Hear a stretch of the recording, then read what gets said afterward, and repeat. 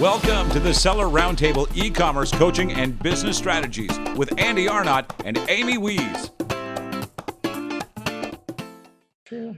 So Rich, real quick, can you give me, going back to my previous question, can you give me an example of a product, an iteration on a product that would be patentable and one that would not be, if you can do that? I hate to put you on the spot.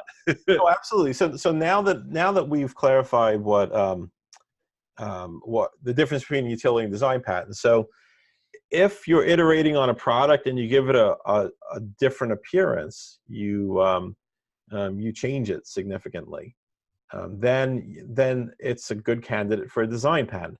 How much? It's really hard to say how much. It kind of depends on what the on the industry that you're in. Like in certain circumstances, in certain industries, like products are differentiated on rather minor details.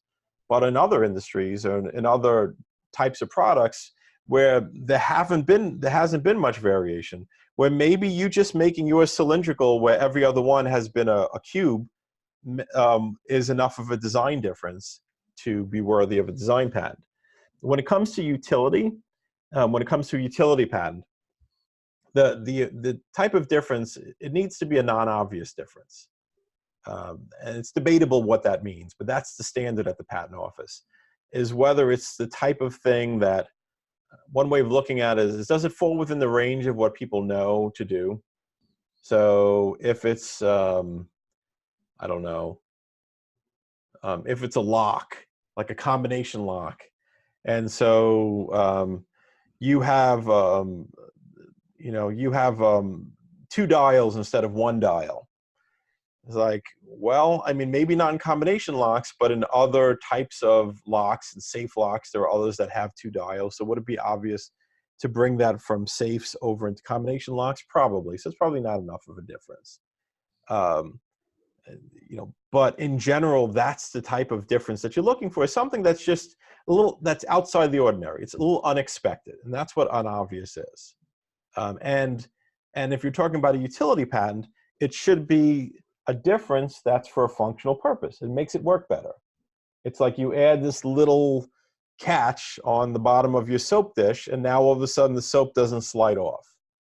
Or you add some other little kind of gadget to something which allows it to solve a problem that that your competitors' products don't solve, and that's probably a good candidate for a utility patent. So, but here's a little lesson to that too, is a lot of times people get carried away, and we're talking a bit about like whether you should do a patent or not, whether it's worthwhile doing a patent. This is an important thing, I think, is that a lot of times people are looking at, hey, can I get a patent? Is mine different enough to get a patent? I'd say you want to look beyond that and say, is the thing that makes it different, does that matter to the market? Does the market care about that little catch that you're adding that keeps the soap from sliding off? Do your competitors care about that? Are they going to want to copy that feature in order to stay competitive with you? Because if they're not going to want to copy that thing that is the thing that can help you get the patent, then don't bother with the patent. Only patent it when there's an overlap between the thing that's patentable and the thing that matters to the market. All right, that makes a lot of sense. So to me, it sounds like, if you're changing, you don't necessarily need to be changing core functionality, but you need to be making an improvement, right? Yeah, you need to be making an improvement, and it needs to be distinct. The patent office doesn't look too carefully about whether it is better than before, but that there should be a functional reason to it, as opposed to you just you make it a different proportion or something which it's hard to really justify that there's any functional purpose to, and then it probably would fall within the realm of obviousness, which kind of means that it's kind of within the range of how people might design this, even if they haven't thought to do it exactly like that before.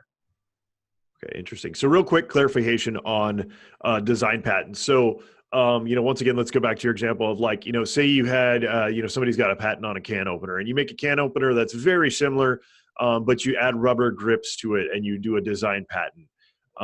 Would that be a worthy design patent? And can the original owner of that utility patent come after you? How does that, how do those two play together, in other words? Okay, yeah, a couple of very interesting things you hit upon there. The first one is, let's dispel the notion that if you get your own patent, that means you're not infringing someone else's, because it's not true. It doesn't mean that, but that's a very common misconception, is that like, and it makes sense, right? It's like, hey, if I'm different enough to get a patent, that must mean I'm different enough to not infringe. It just doesn't work that way. And the way it works with patents is it's more like building blocks, where you have an invention, a patented invention that has A, B, and C, and then you add D onto it. You might be able to get a patent because D is a significant improvement.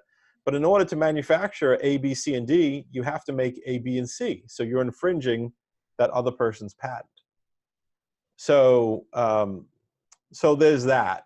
Let's just have that concept clear, that you getting a patent doesn't mean you're not infringing someone else. But now let's talk about adding the rubber grips onto it.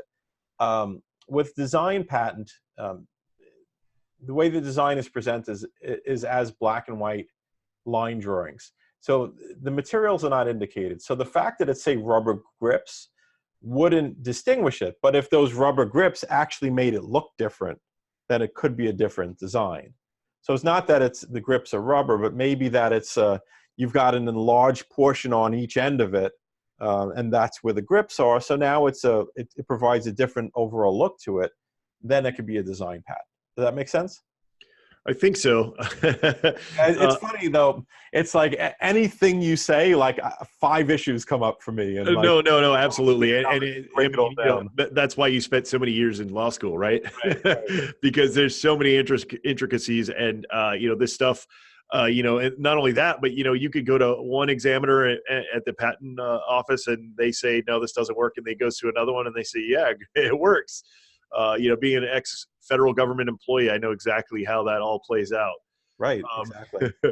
So let's shift. You have to work the system. Yeah, absolutely. Work the system to your advantage. Absolutely. Thanks for tuning in. Join us every Tuesday at 1 p.m. Pacific Standard Time for live Q&A and bonus content after the recording at SellerRoundtable.com. Sponsored by the ultimate software tool for Amazon sales and growth, SellerSEO.com and AmazingAtHome.com.